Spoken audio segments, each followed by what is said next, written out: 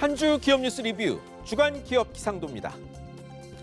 투자를 이유로 달러가 빠져나가며 환율이 위기 수준에 접근하자 정부가 정부 능력을 가볍게 보지 말라는 경고 메시지 던지고 국장 돌아오는 서학개미에 세금 감면하겠다는 대책도 내놨습니다.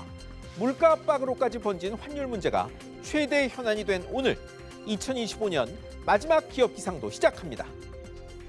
이번 주 첫 맑은 기업 한화오션입니다. 1년 반 넘게 표류하던 한국형 차세대 구축함 수주 경쟁서 계기 잡았고 미국선 미국 군함 건조 참여 발표 나왔습니다. 군함 건조는 기본 설계 맡은 곳이 하는 게 관행이라 기본 설계한 HD 현대중공업의 수의 계약이 예상됐었습니다만 현대 직원들이 한화 쪽의 개념 설계 자료를 촬영, 유출해 유죄받은 사건이 터졌죠. 한화는 이를 이유로 경쟁 입찰 주장해 왔는데 방위사업청이 한화 쪽 손 들어줬습니다. 미국선 트럼프 대통령이 미국 해군의 새 호위함 건조 계획에서 미국 필리조선소 가진 한화의 참여를 공식 발표했습니다. 미국의 군함 건조 참여는 마스카 프로젝트 첫 사업입니다. 성과내서 미국 통상 안보 압박에 최대 방어막이 됐으면 좋겠습니다. 다음은 삼성전자와 SK하이닉스입니다. AI 거품론 걷어내고 더 만들면 더 팔릴 것이란 전망 힘어두며 주가도 상승 곡선 그렸습니다.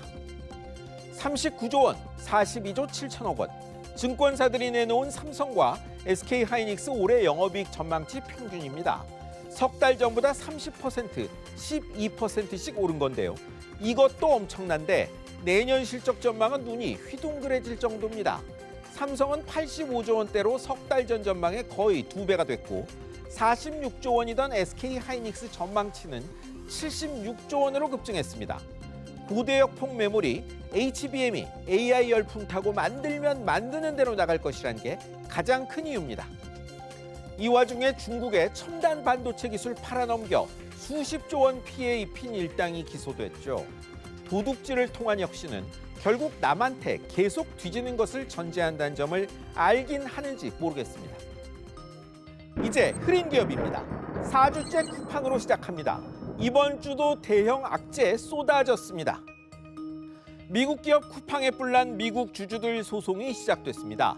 회사와 김범석 씨 최고 재무책임자 대상 증권 집단 소송이 제기됐는데 허위, 오해 유발 공표를 했거나 관련 공시를 안 해 투자자가 손해를 입었다는 게 이유입니다.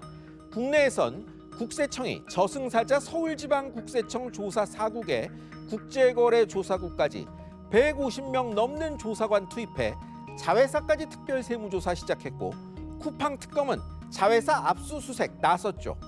국회에선 6개 상임위 연석청문회 내지 국정조사까지 거론됩니다. 반대로 쿠팡이 건 소송도 하나 확인됐습니다. 당국이 산업재해 인정한 사망사고의 산재 인정을 취소하라는 것이었습니다. 참 먹먹합니다. 다음은 대한항공 아시아나 보실까요? 양사결합 승인 조건인 좌석수 축소 금지 안 지켜 돈 물어낼 판입니다.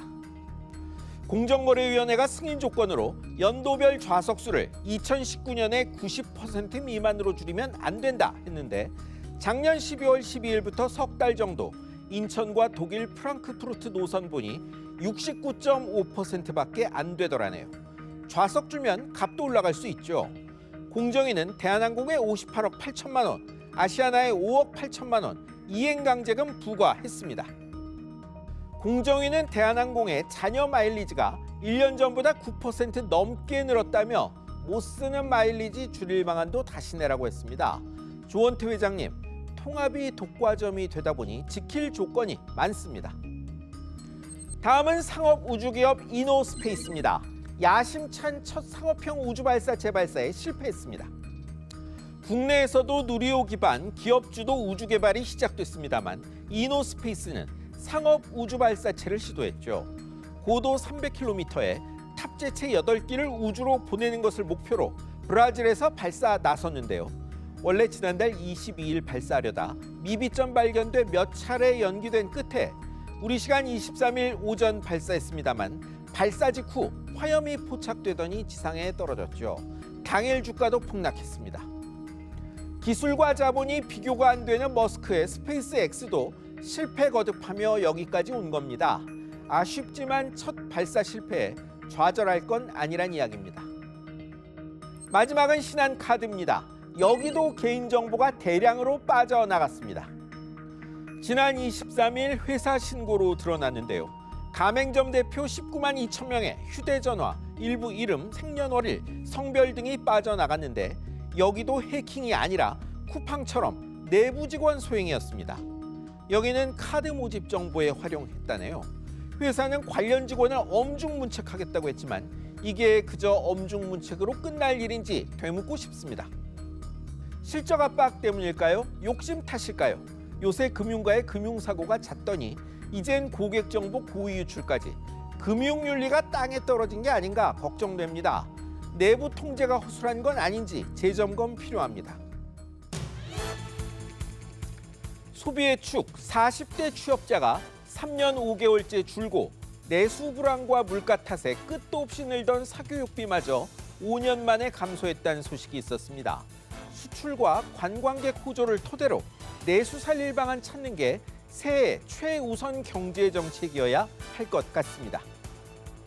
지금까지 주간 기업 기상도였습니다.